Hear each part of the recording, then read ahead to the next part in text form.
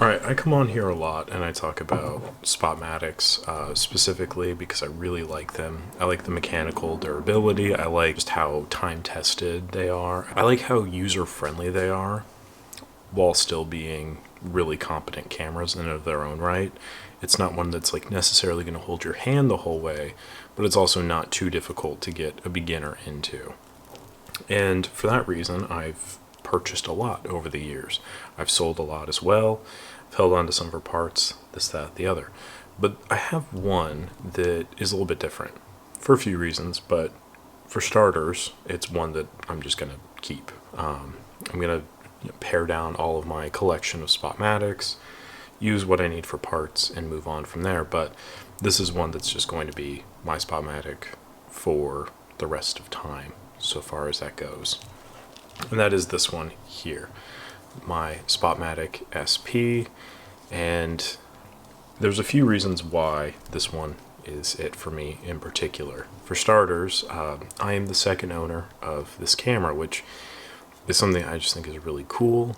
I always like being able to claim that, especially when these have been around for 3 times my lifespan essentially, and it's still here. It works just fine. It needed a little bit of help, but after that I've not had any issues with it. The story, so far as I know, is that the guy I bought this from was stationed in Vietnam. His bunkmate or whatever went on leave to Hong Kong, and his bunkmate had just got a camera. And when he went on leave, the guy got this from the original owner, was like, hey, sweet, here's some money, go buy me a camera. So the guy bought this camera, this lens, a 35 2.8, a 135, and a 200 f4.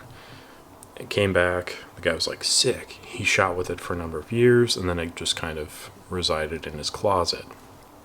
And he happened to be in town here in Portland, visiting family or whatever.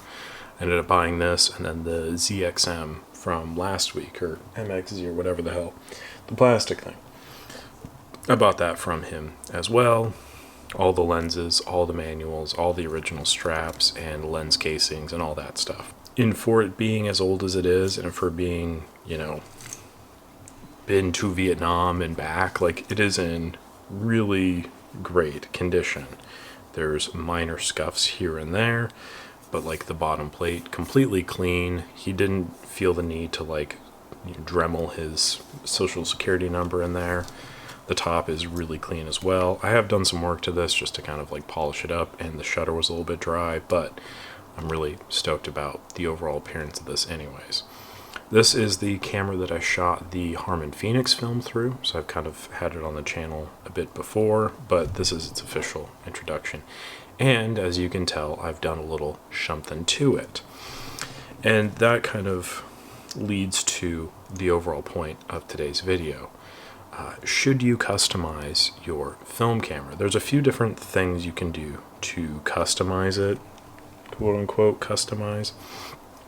You have soft shutter releases, you can get unique straps, you can get new leather, you can do painting, all of these other things. As this channel's kind of targeted towards the repair component of cameras and just, the idea of a film camera as a whole, I feel like this is kind of goes hand in hand with that to a degree. So this is all my opinion. I'm going to have a bit of insight, a bit of advice, but for the most part it's my opinion, so take it or leave it.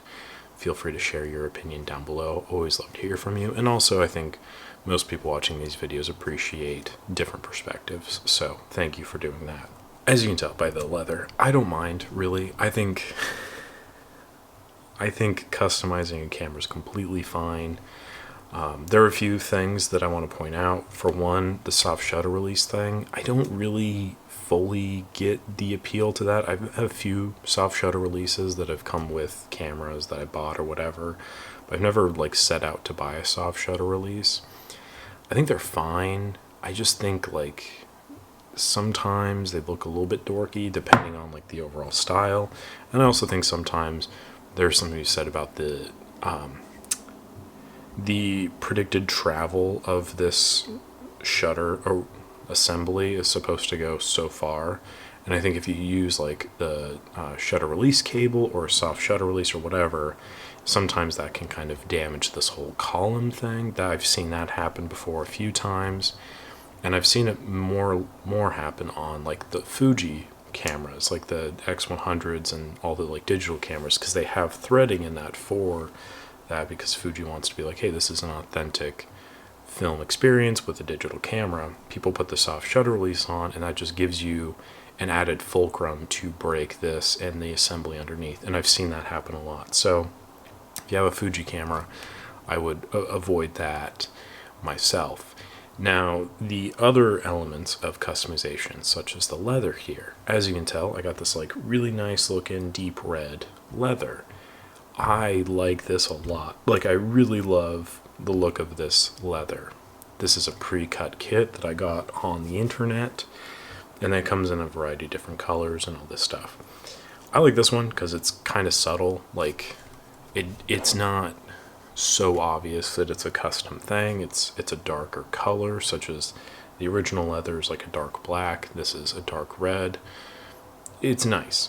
It's not like electric blue or yellow or something like that, which sometimes that can work depending on the camera and depending on your use of it. But I think something like this is a little bit dialed down, and it's just something to make this feel a little bit more special, a little bit more unique, as this camera is unique to me. So something I want to point out is the original Pentax like custom leather looks like this. From the factory, their custom brown leather. And this to me just has a very executive look. It is like the wood paneling on the PT Cruiser. You know, you're not one of those other chumps out there with just like the normal PT Cruiser. No, you're cool. You got this like nice executive brown look. It doesn't serve any like functional difference. It's just kind of a different aesthetic, a different feel, and it adds a little bit more character to your specific camera. Sometimes that's nice, sometimes that's not. It all depends on your outlook. I like this. I like some other different leathers and stuff that are out there. But for the most part, I think this is just fine. The next thing, your strap here. This is just kind of the standard Asahi Pentax strap. It's not great, but it's not terrible. I kind of like a thinner strap like this because it works around the neck, but also I can, you know, kind of bunch it up and carry it on my wrist or whatever is needed. I think it works in a lot of different applications, and it's not so heavy that it, like, I feel like it's dragging the camera around. It's just kind of subtle, simple, easy, and all of that stuff. So you can do many different things with the strap. They have something kind of like this, which is, you know, fun, and it's wide enough that it's not going to, like, you know, bunch up and like guillotine your neck off. There's other ones like the photo, I think Phototech, or no, ProTech, I think the neoprene straps. I like those a lot. I've got that on my F3. I think it works fantastic. But for something kind of as light as this is, I don't mind this.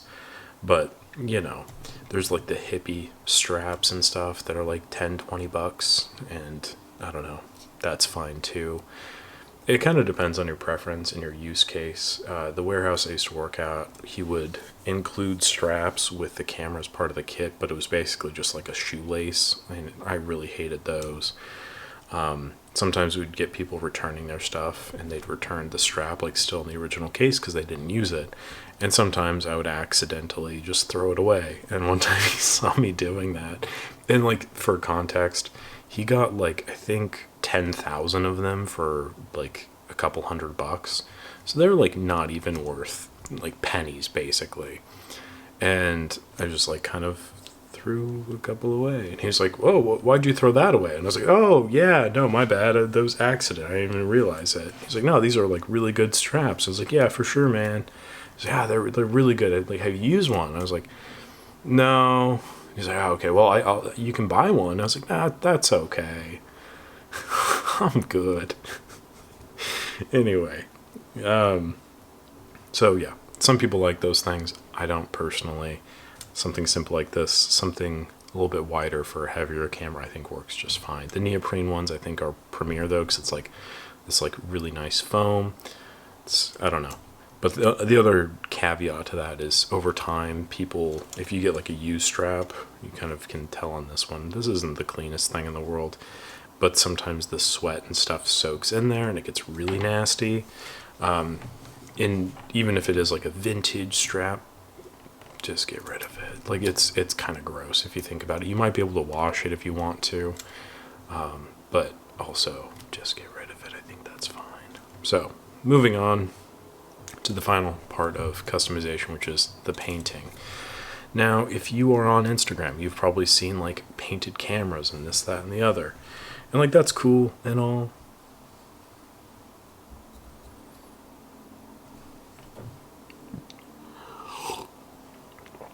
That's cool.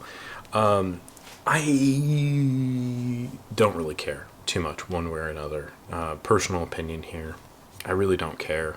I think so long as your camera works, that's really the big thing. I think if you want to get it painted and you're willing to like spend that money and all that stuff, more power to you. But I think if your camera doesn't work and you want to get it painted, I think that's a little bit goofy because it's like, you know, the old expression, polishing a turd kind of thing. Myself though, I kind of like just a plain camera. I think a little subtle look like this is fine, especially because it's just a Spotmatic. It's not like, you know, a really fancy thing. There's some people that have like their fancy Leicas that they want, you know, drawn over and all that stuff, which is cool. Not my cup of tea, but people are into that.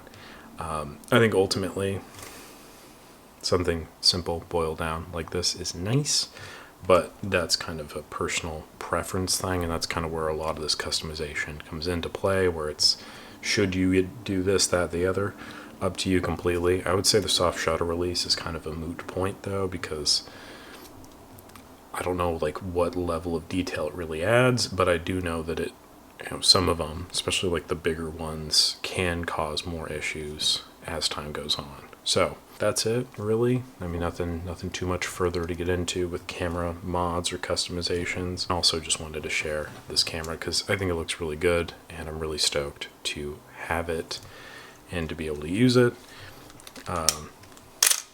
It's nice to have things that work, and it's really nice and really cool to be like the second owner of something. So that is that. I hope you enjoyed the video. Thank you so much for watching. Appreciate it as always. Make sure to like the video if you did enjoy it, subscribe to the channel, and I'll catch you on the next one.